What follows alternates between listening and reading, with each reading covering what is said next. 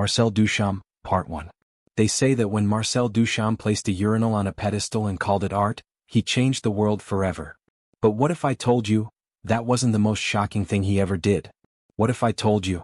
Marcel Duchamp spent most of his life quietly working on a single piece, a piece he hid from the world for over 2 decades, revealing it only after his death, and that this final work might be his real masterpiece, not the ones we think we know?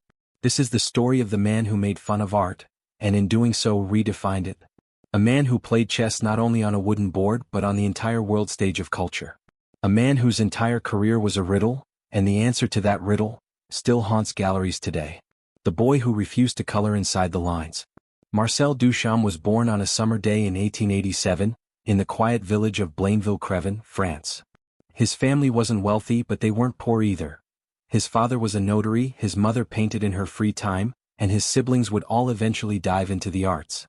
Creativity was in the water they drank. Yet even as a child, Marcel's relationship with art was different. Other children drew houses and trees. Duchamp drew clocks melting into puddles, men whose faces turned into clouds, women whose shadows walked away from them. He would hand in school assignments that baffled teachers, not because they were ugly but because they didn't make sense, at least not in the way anyone expected. One autumn afternoon at the age of 12, Marcel painted a portrait of his sister Yvonne. At first glance it looked almost normal, until you noticed her face was split down the middle, one half smiling, the other half weeping. When his mother asked him why he did that, Marcel only shrugged and said, "Because that's how she really looks." Already Duchamp was learning the most dangerous lesson for any artist. That art wasn't about beauty, it was about truth. The Paris baptism. At 17, Duchamp left his village for Paris, the city that, at the time, was the beating heart of the art world. It was here that Picasso, Matisse, and Braque tore apart tradition and rewrote the rules of painting. Duchamp arrived hungry not for fame but for ideas. He enrolled at the Académie Julian, sketching nude models, copying old masters, learning the fundamentals. But he was restless. One rainy evening, wandering the streets of Montmartre, he ducked into a smoky café filled with poets, anarchists, and painters debating loudly about cubism. A stranger slid him a glass of absinthe and said, "In this city, if you follow the rules, you're invisible." Marcel never forgot those words. Over the next few years he would experiment wildly, cubist canvases that fractured reality into shards, paintings that flirted with movement and mechanics, images that seemed almost like diagrams rather than scenes. And then, in 1912 he painted Nude Descending a Staircase No. 2. It looked like nothing anyone had seen before, a blend of cubism, futurism, and machine-like geometry. When it was shown in America at the Armory Show in 1913, critics mocked it. One called it an explosion in a shingle factory. But Duchamp smiled. The scandal was better than applause. He had learned something crucial. If you want to kill tradition, you don't politely disagree. You stab it in the heart. Part 2. The artist who quit art. By 1913, Marcel Duchamp had done something almost unthinkable. He walked away from painting. Not because he couldn't succeed, Nude Descending a Staircase had already made him notorious, but because, in his words, painting was too easy, too safe, too decorative. Duchamp wasn't interested in creating something merely beautiful anymore. He wanted to make something that forced the viewer to think. And so he invented the concept of the ready-made, ordinary, mass-produced objects, stripped from their original use and presented as art. It began almost quietly with a bicycle wheel mounted on a stool, then a bottle rack, and finally in 1917, a white porcelain urinal, flipped on its back, signed R. Mutt and titled Fountain. When Duchamp submitted it to the Society of Independent Artists in New York, a show that famously accepted all works without jury, the organizers hid it behind a partition, horrified. It wasn't art, they said. It was a prank. But that was precisely Duchamp's point. He wasn't just mocking the establishment, he was asking a question that still burns through every gallery today. Who decides what art is, the artist or the audience? A chessboard instead of a canvas? After Fountain, Duchamp's appearances in the art world became less frequent, almost ghost-like. Instead of producing more ready-mades, he turned to an obsession that would consume decades of his life: chess. He played in smoky Paris cafés for hours, memorizing strategies, attending tournaments, even representing France in the chess Olympiad. For him, chess wasn't a distraction from art, it was art. Each move was a brushstroke, each game a canvas where the rules were strict but the possibilities endless. Friends accused him of abandoning his talent. Duchamp simply replied, "I am still working, just on a different kind of masterpiece." And yet, while he played the part of the man who had retired from art, something else was happening. In a secret studio behind locked doors, Duchamp was building something. A project so ambitious, so strange that he refused to let anyone see it while he lived. The Ghost in New York. By the 1940s, Duchamp had moved to New York permanently. While Europe burned in war, the city became the new capital of the avant-garde, and Duchamp, older now, quiet and almost invisible, was treated like a living myth by younger artists. Surrealists and abstract expressionists would whisper his name in bars, calling him the man who killed painting. He rarely showed new work. Sometimes years would pass without any sign of creative output.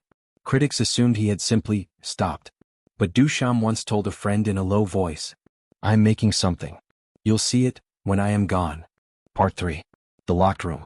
It was a small, dimly lit apartment on West 10th Street in Manhattan. The kind of place nobody would suspect was hiding a masterpiece. Visitors who came to see Duchamp never saw the locked back room. He'd simply smile, change the subject, and pour another glass of wine. Behind that door was a construction unlike anything the art world had ever seen, an obsessive, almost surgical assembly of wood, metal, glass, and something else. In his notes, scribbled on yellowed paper, hidden in drawers, Duchamp called it simply, "Eton dawns, given, 1, the waterfall, 2, the illuminating gas." It was not a painting, not a sculpture, not a ready-made. It was a scene, frozen yet alive. Through a small peephole, the viewer would one day see a nude female figure lying in a field, holding a lantern, her head turned away, the background an artificial landscape with a moving waterfall. But what was it? A dream? A crime scene? A surreal vision from a fevered mind? Duchamp told no one. He worked slowly, sometimes disappearing from the project for months, then returning to it with renewed precision. He sourced bricks, twigs, even human hair, each detail crafted so the piece would feel unsettlingly real. A life in disguise. Publicly, Duchamp continued to play the part of the man who had quit art. He competed in chess tournaments. He visited friends. He offered sharp, quiet commentary on younger artists like Jackson Pollock and Andy Warhol. But he never mentioned Eton dawns. Not to his wife. Not to his closest friends. It was as if he wanted to vanish from the world while still breathing, to leave behind a work that would speak only when he could no longer defend it. When asked why he had turned his back on creating new art, Duchamp would smirk and say, "There is no solution because there is no problem." But in that locked room he was solving something, or perhaps inventing a question so strange no one could ever answer it. The slow fade. By the 1960s, Duchamp's health began to decline. He was still sharp, still wry in conversation but physically slowing down. His appearances became rare. To the art world, he was a living legend, the man who destroyed the boundary between art and object.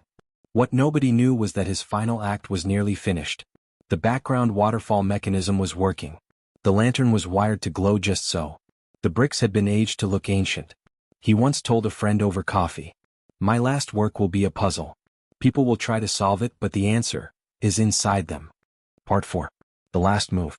It was October 1, 1968. Paris was still buzzing from the May student protests, but in a quiet apartment on Rue Larry, Marcel Duchamp was not thinking about politics. He had spent the evening with friends, playing chess and laughing in that dry, understated way he always had. There was no sign that this night would be his last. After midnight, Duchamp excused himself. Minutes later, a friend found him collapsed in the bathroom. A heart attack. Instant. Silent. He was gone at 81. The newspapers the next morning wrote predictable obituaries. Duchamp, the man who gave up art for chess, dead at 81. They thought the story was over. They had no idea. The hidden will. Weeks later, while cataloging his belongings, his widow, Teeny Duchamp, found a sealed package in that locked New York room. Attached was a note in Marcel's precise handwriting. "To be opened only after my death." Inside, detailed instructions, photographs, and a set of keys. The instructions were for the Philadelphia Museum of Art. They spoke of a large crate stored under a pseudonym, one nobody had thought to check. When the museum staff opened it, they froze. Inside was a massive, surreal construction. Bricks, wood, glass, fabric, and a lifelike nude female figure. It was assembled with such obsessive craftsmanship that the room seemed to breathe. The shock of the peephole. In 1969, Eton dawns was unveiled, quietly, without the pomp of an opening gala. Visitors stepped into a dimly lit gallery.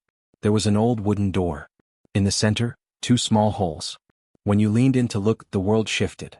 Through the peephole, you saw her, a faceless nude woman, legs spread, one arm outstretched holding a lantern, the backdrop a distant, ever-moving waterfall. Was it erotic? Was it violent? Was it a dream?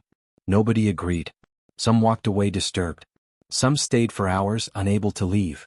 It was as if Duchamp had trapped a moment from another reality, a scene that existed outside of time, offering no answers, only questions. A final laugh. Critics scrambled to interpret it. Some called it his ultimate joke. Others saw it as a confession, a work so intimate it could only be revealed when he was gone. But perhaps it was neither. One scholar later said, Duchamp made his own tombstone, but instead of words, he left us a riddle. And maybe that was his last move in a lifelong game, the ultimate checkmate against an art world that had spent decades trying to define him. Even in death, Duchamp refused to be pinned down. He was still playing. In the end, Marcel Duchamp did not die in that Paris bathroom. He lives in the gaps between what we see and what we dare to imagine. He hides in the chessboard's silent geometry, in the dust motes on forgotten canvases, in the peephole that stares back at you. You can try to solve him, but like a master of the endgame, he has already moved, and it is always checkmate. And maybe, just maybe, when you lean close enough to the door, you'll realize the figure lying in that secret world is not Duchamp at all.